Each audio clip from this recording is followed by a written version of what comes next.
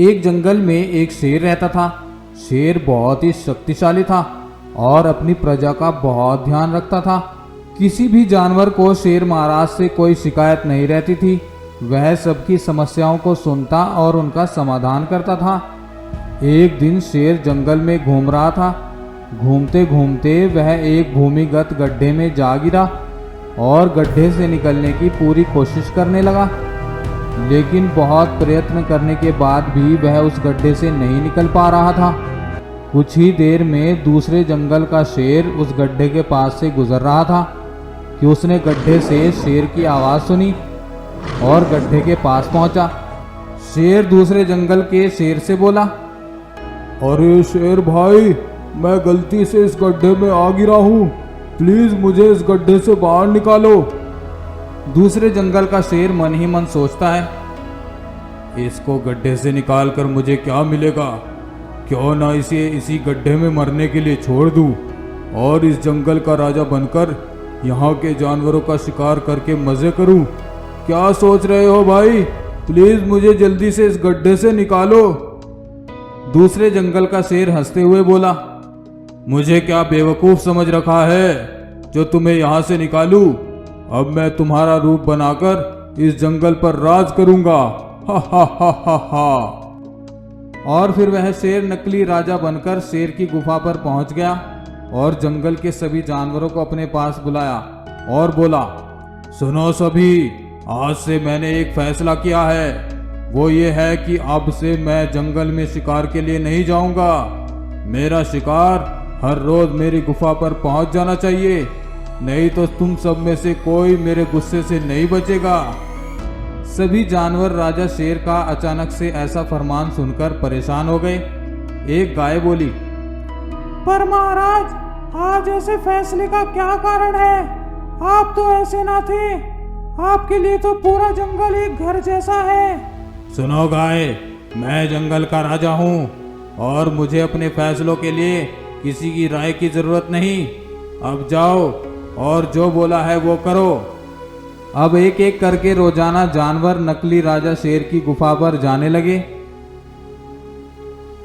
जो भी जानवर वहां आता, शेर उसे अपना शिकार बना लेता। उधर असली राजा शेर गड्ढे में पड़ा था और कई दिन की कोशिशों के बाद भी वह बाहर नहीं निकल पाया था। एक दिन एक हाथी वहां से गुजर रहा था कि उसने गड्ढे से महाराज शेर की आवाज़ सुनी और वह महाराज शेर को गड्ढे से बाहर निकाल लेता है। फिर हाथी महाराज शेर को पूरी कहानी बता देता है। अच्छा, तो वह धूर्त शेर जंगल का राजा बन बैठा है। चलो उसे सबक सिखाते हैं। फिर राजा शेर अपनी गुफा पर पहुंच जाता है और देखता है कि वह धूर्त शेर और कुछ जानवर वहां पर खड़े हैं। सभी जानवर एक और शेर को वहां पर देख अचंभित हो जाते हैं। असली राजा शेर बोलता है, क्यों, मुझे यहाँ देखकर हैरान हो गए ना? नकली शेर बोला, मैं क्यों हैरान होऊंगा?